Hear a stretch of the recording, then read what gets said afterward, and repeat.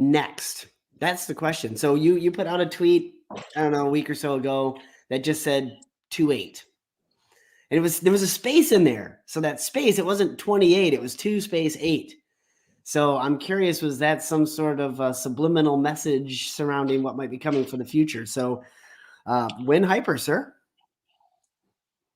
So hyper is kind of interesting. There's a lot of game theory that goes into hyper.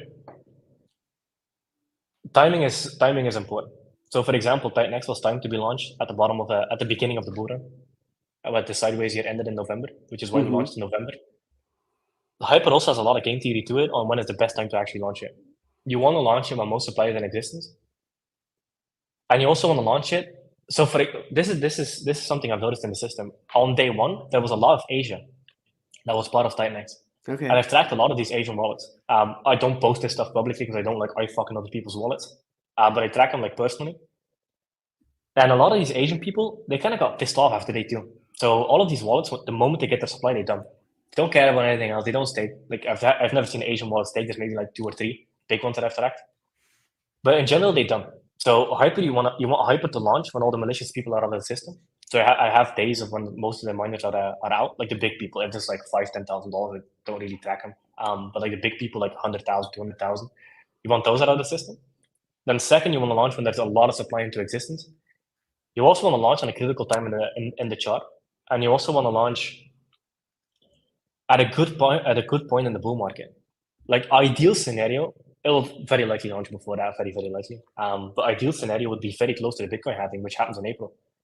It will be live before that, but the closer we can launch to that, the better it is, because then you have a new narrative going into the Bitcoin halving bull run.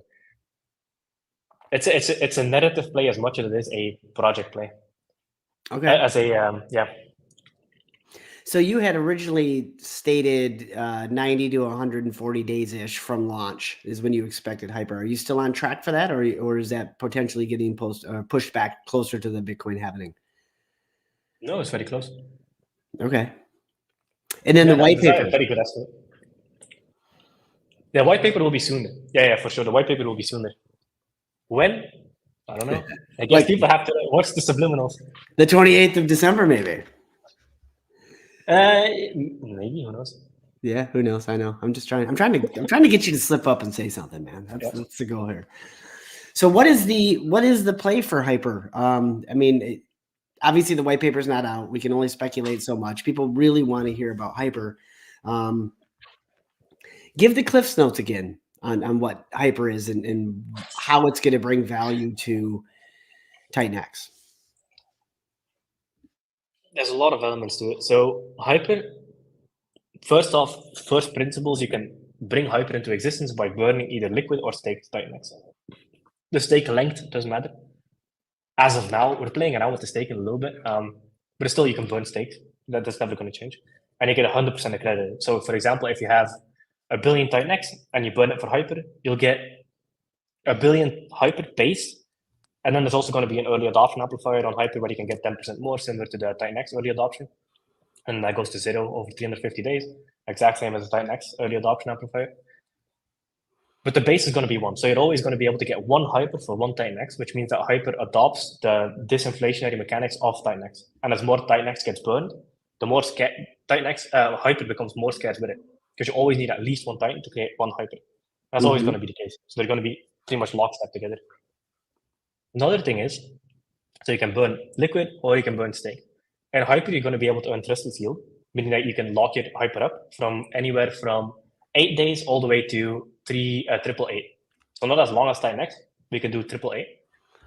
If you do 8, it starts at 8% APR. If you go 888, you get 35%. So if you do 888, that's roughly a little bit more than 2 years. So it's not 35% you get on that because it's 35% APR.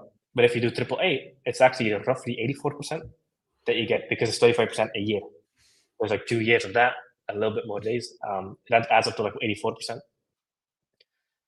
The reason this is cool is because there's very likely going to be massive arbitrage opportunities between TitanX and hyper. And then because the people that want to act on these arbitrage opportunities, they will have to buy TitanX on market and burn it for hyper, which acts as like a natural user buy and burn function. Because they buy it on the market and burn it for hyper. And then when they're in hyper, they lock it up. for a period of time, which pushes it back in time.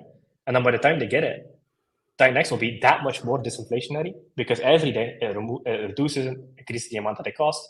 So Hyper is also a way to take the supply, push it further in the future, so that the protocol has time to breed and kind of the price floor to move up over time. So at its core, it's trustless yield. Then also, you're going to have to pay a little bit of a protocol fee. So at this point, it's 0.2 Ethereum per 1 billion TitanX, which that's not a lot. It's a relatively low fee. The reason we did the low fee is because one, we want to add something real to it. Ethereum is real. That gives more value to Hyper. The Ethereum will buy TitanX on market and then swap it for Hyper, which doesn't impact the TitanX wrapped Ethereum price, so it doesn't impact the market price, but it pushes up the ratio because every time the buy and burn triggers, Hyper becomes more expensive than TitanX, meaning that one Hyper gets you more TitanX. So that the buy and burns alone will push up the arbitrage. Another thing is TitanX has this proof of burn 2.0 function, meaning that developers that build on top of TitanX, they can set a build reward up to 8%, meaning that if somebody, let's say I come in and I burn for a billion for a protocol, they can get up to 8% of that. They can set 1%, 2%, 3%, 0%, 8%. They can choose. It's a function. It's a variable in the function. So 80 million of that would either go to the developer. What we're doing with Hyper is we're not sending it to us. We're sending it to the Hyper buy and burn contract. So what that will do is the 8% will go to the Hyper buy and burn contract, which will then swap the TitanX. The TitanX will be swapped for Hyper and then burn the Hyper it got. Okay, gosh. So Hyper has a lot of disinflationary mechanics because one, it's based on TitanX, and two, it also has a very, very heavy buy and burn function to it because of the 8% TitanX. Yeah. And then also Hyper also has the proof of burn 2.0 function. So if people want, they can also build on top of Hyper. I think I missed that. So they can build on top of Hyper or build on top of TitanX? Yep. Oh my lord.